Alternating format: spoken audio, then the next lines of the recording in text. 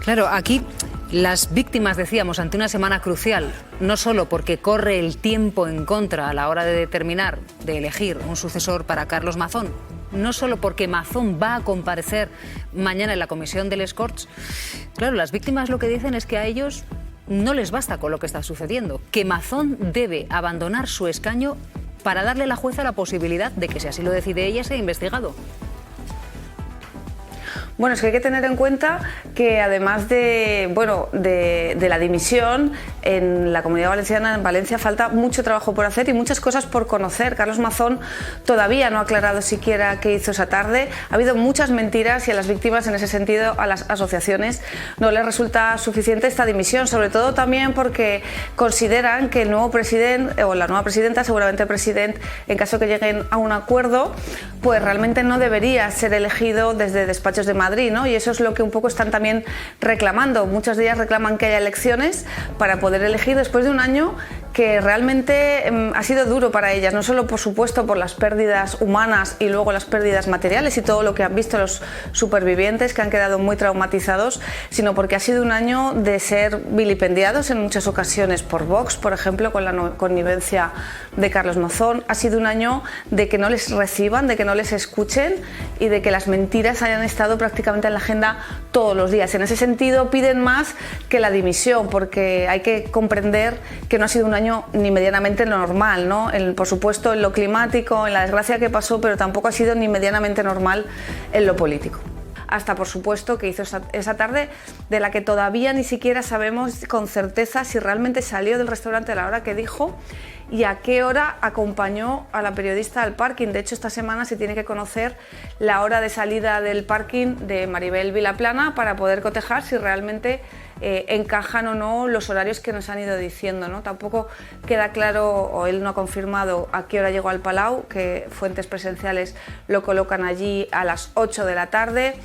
Y por qué, sobre todo, esa media hora, esos 37 minutos en blanco en los que no cogió el teléfono, en los que Salomé Pradas, la exconsellera, intentaba localizarle para informarle que tenían preparado el S-Alert y él no cogía el teléfono, ¿no? Bueno, todo eso queda por contestar, lo que pasa es que el formato de esta comisión de investigación es, como decía Silvia, muy cómodo para el compareciente y va a poder esquivar, porque no hay repregunta, va a poder esquivar todas las preguntas incómodas que se le planteen.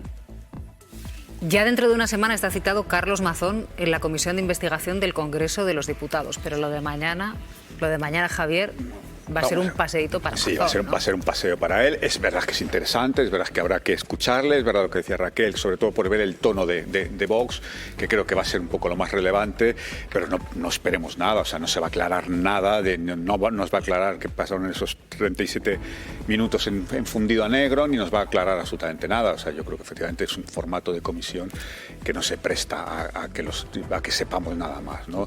Yo creo que él volverá con sus habituales disculpas y sobre todo a atacar a la Confederación Ideológica del Júcar, a la EMED, a descargar responsabilidades, a decir que estuvo muy informado en todo momento, que no se trató de ninguna negligencia y que no era necesario que él estuviera para que se tomaran decisiones, cosas que ya sabemos que no son verdad, ¿no? O sea, es verdad que va a ser interesante escucharle, pero más por las circunstancias adyacentes que por su propia intervención, que yo creo que no nos va a aclarar nada, ¿no? Y luego está lo del tema del ticket, que estaba apuntando nuestra compañera Raquel Ejerique. La jueza de la Dana ha dado 3 días a la empresa que gestiona el parking al que Mazón acompañó a Maribel Vilaplana el día de la tragedia y le da esos 3 días de plazo para que la periodista entregue el ticket del parking.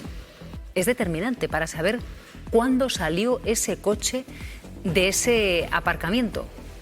Y claro, la pregunta, y ya les adelantamos, María, de que hay ciertas discrepancias, es ¿cuándo acaba el plazo para que la periodista entregue el ticket del parking?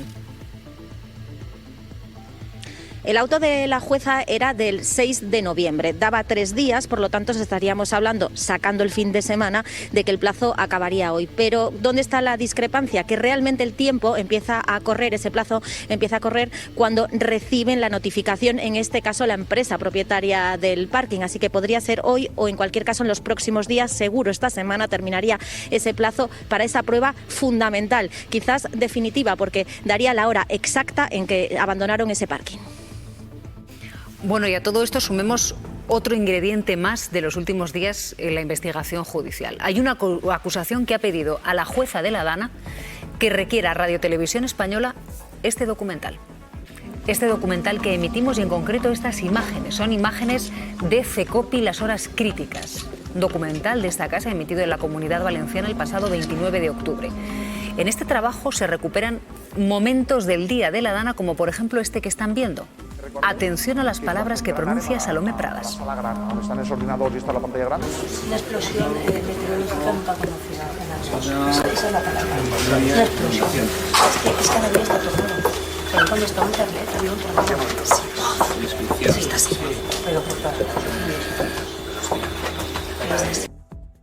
Manolo Mata es el abogado de la acusación que precisamente ha pedido a la jueza que requiera ese documental. Manolo, muy buenos días.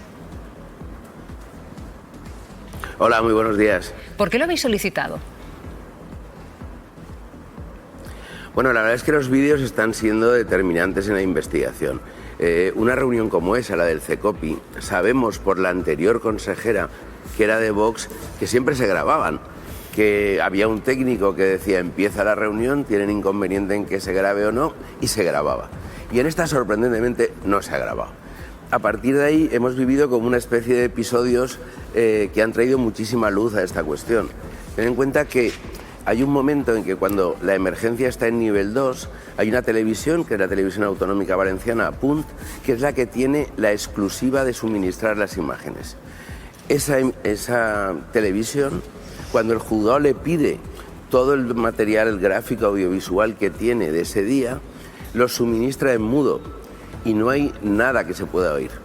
A partir de ahí alguien filtra ese vídeo con audio a Radio Televisión Española, que es capaz de emitirlo por todos lados, y sabemos cosas determinantes, como que a la 1 de la tarde había analistas de emergencias que ya avisaban que lo que llovía en Buñol, en Chiva, en Cheste, acabaría en la Albufera, en L'Horta Sud, que es lo que evidentemente sucedió. Si mucha agua llueve caudal arriba, los barrancos la llevan abajo, que es donde se produce la inundación. Bueno, pues esos audios, luego al final tuvimos la casualidad de que vimos a un cámara que iba vestido de rojo, que estaba grabando la reunión, y también subimos que había una empresa encargada por emergencias para grabar todo eso. Bueno, esos audios y esos vídeos han sido determinantes, ya te digo, sobre todo para situar qué información tenía la gente que estaba allí en emergencias, en el pre-CECOPI, en el CECOPI y en el post-CECOPI. Pero es que ahora hemos visto en el documental de Radio Televisión Española, que es fantástico, audios que no habíamos visto ni en el material que nos habían mandado a Punt ni en el de la empresa. Por tanto, yo creo que ese plano secuencia, que es muy importante porque le informa a Mazón de qué está pasando ahí, de los pueblos, de la explosión esta cósmica, de lluvias y tal, pero sobre todo que hablaba de Requena, de Utiel, y que la UME no podía llegar a Utiel, y va desmontando un poco todo ese discurso que nos han venido vendiendo desde hace un año, en que ellos no sabían nada, que todo les superó y que no podían actuar. Manolo, cuando estás diciendo que Apunte entregó el vídeo mudo, implica que el vídeo estaba editado, ¿no? Entiendo que lo que hizo la Televisión Pública Valenciana es sustraer, eliminar el sonido que tenía ese vídeo, porque si no, el vídeo de por sí, lo conocemos todo, va con imagen y sonido y se le entrega a la jueza. Claro, pero hubo varios pasos, porque primero pedimos lo que se había editado y lo que se había mandado a otras televisiones, lo que habían emitido ellos. Además tenían muchísimos corresponsales por municipios, había mucha documentación de interés. Pero en lo que es el CECOPI y emergencias, había vídeos editados que se habían mandado al resto de televisiones para ver cómo llevaba la consejera, qué le contaban, pero eran mudos. Luego pedimos el bruto, y en el bruto también se nos manda sin el audio. Y hasta que no hay una filtración, que alguien lo hizo pensando que esto era intolerable, no hemos llegado a acceder a esos audios. Y por tanto, son elementos de conocimiento brutales, porque todo se produce después de la declaración de Salomé Pradas, con lo cual se desmiente muchos del discurso que ya tuvo como investigada en este procedimiento, contestando solo a preguntas de su letrado, y está ilustrando muchísimo la causa, la verdad. Manolo, ¿qué importancia tiene el ticket del parking? ¿Qué desvelaría esta pequeña tarjetita que nos dan cuando entramos y cuando salimos, y que lleva grabada la hora de salida del coche de Maribel Vilaplana de ese aparcamiento de Valencia? Bueno, pues sabríamos la versión definitiva. Hasta ahora hemos vivido varias versiones.